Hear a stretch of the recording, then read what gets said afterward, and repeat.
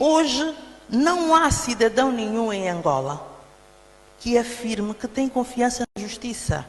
É uma questão de confiança, doutora. E a doutora, na sua explanação, deu-me razão.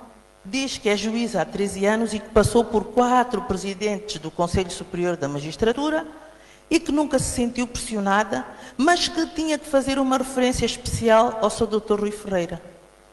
Doutora, por todo o respeito que eu tenho pelo doutor Rui Ferreira, eu já o disse aqui ontem, eu sou, muito do que eu sou, devo a ele. Uma andorinha não faz a primavera, doutora. Uma andorinha não faz a primavera. E o que nós vemos é isto. Então, a partir de 2017, nós começamos a ver uma série de pessoas condenadas por crime de corrupção. Mas é curioso que as pessoas que são condenadas são só aquelas que pertenceram ao governo anterior. Então, quer dizer que neste governo não há pessoas que cometam o crime de corrupção. Eu faço esta pergunta muitas vezes.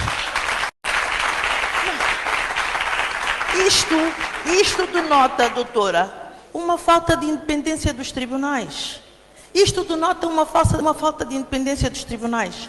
O próprio presidente do Conselho Superior da Magistratura, que é a entidade que representa o Poder Judicial, num julgamento em que eu fui advogada do réu, perguntou ao réu: você andou a roubar o dinheiro do povo? Um juiz que está a julgar uma pessoa está a dirigir uma pergunta destas ao réu.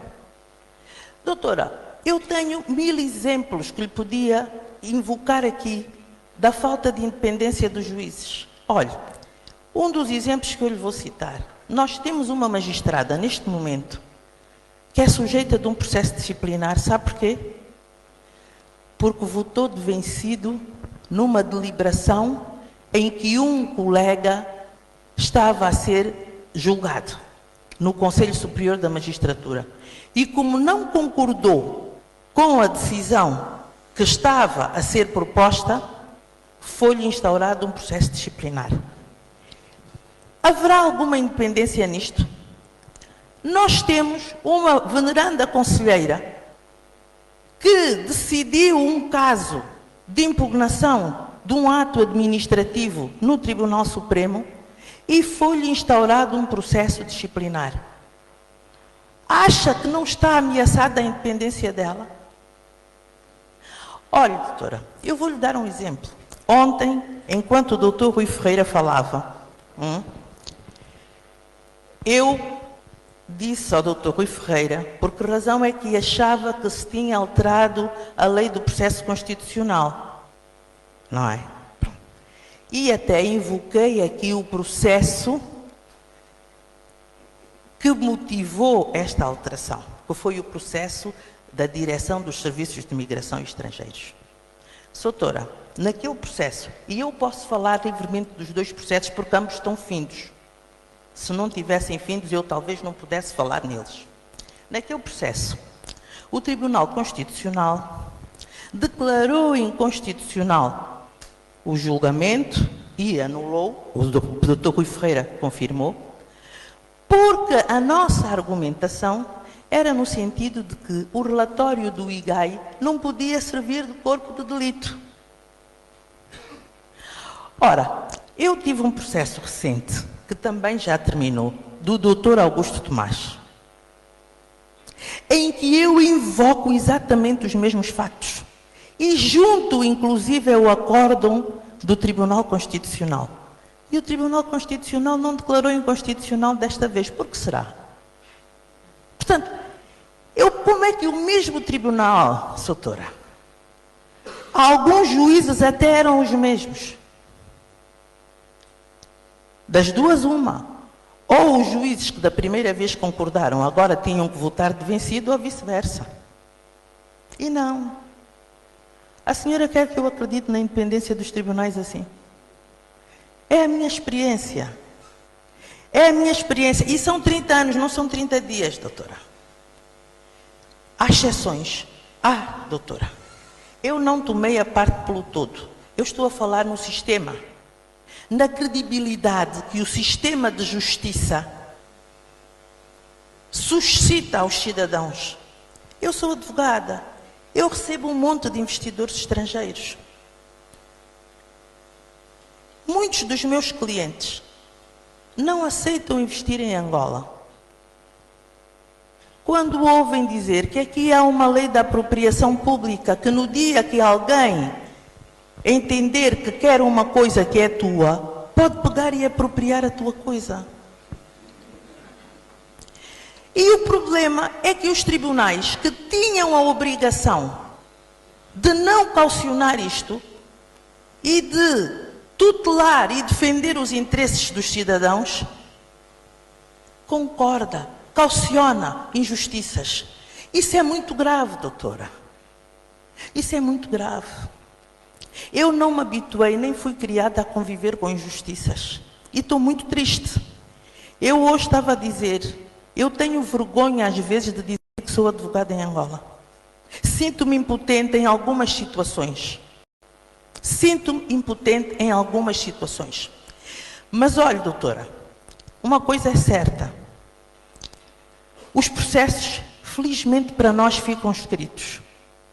E haverá muitos magistrados que um dia hão de sentir muita vergonha de terem assinado determinados acórdãos. Eles, os seus filhos e os seus netos.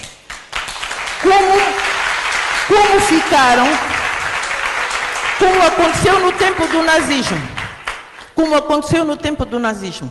E eu recordo muitas vezes, doutora, que depois da Segunda Guerra Mundial, acho que um filme destes que eu vi, acho que foi o Julgamento de Nuremberg, se não estou em crer, há um indivíduo que era magistrado e que é condenado à prisão perpétua por ter condenado uma série de pessoas, e vira-se para o colega que agora o condenava e disse: "Ó doutor, eu peço desculpa, eu não sabia que o Holocausto tinha assumido esta dimensão."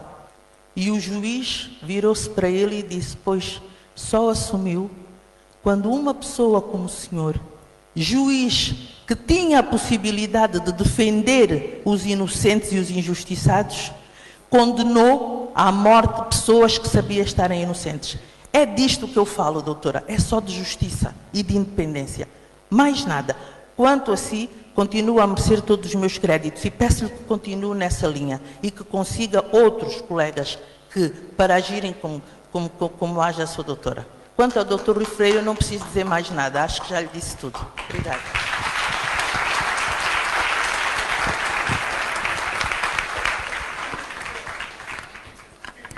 Muito obrigada. Finalmente temos a última inscrição, que foi feita por um internauta, que é o Sr. José Manuel.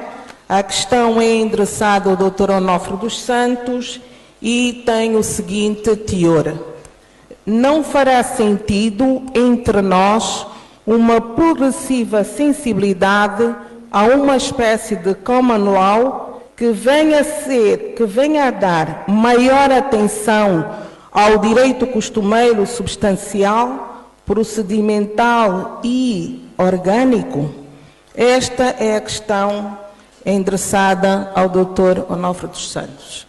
Seguidamente, e obedecendo a ordem sequencial das preleções apresentadas, eu passo a palavra a cada um dos apresentadores para rebater, para tecerem as considerações que julgarem pertinentes em relação às questões colocadas.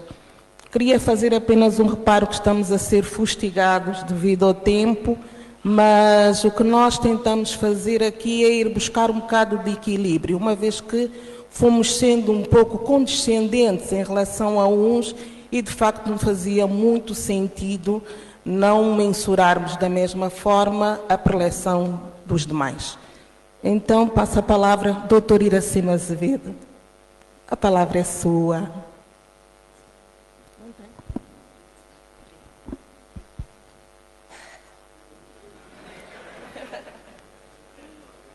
Bom, há aqui uma questão prévia que eu tenho que levantar e que peço que a ouçam com alguma calma e que tem a ver com o dever de reserva a que estou vinculada.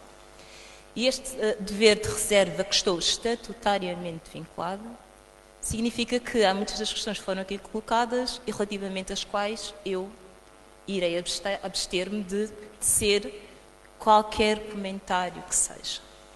Dir-me-ão, está a escudar-se. Não, não me estou a escudar. Pelo contrário, este dever de reserva visa, em primeira linha, a proteção da independência dos juízes, a questão da independência dos tribunais. É por isso que ele está consagrado estatutariamente. Porquê? Porque eu tenho que me manter independente e imparcial relativamente a questões externas que depois podem condicionar o meu exercício na aplicação do caso prático. Doutor Macedo? Muito bem. Fazendo uma análise, e aqui tem que ser uma análise geral das intervenções, porque elas foram quase todas na mesma direção, que foi, na verdade, pôr em causa a afirmação que fiz e que reafirmo,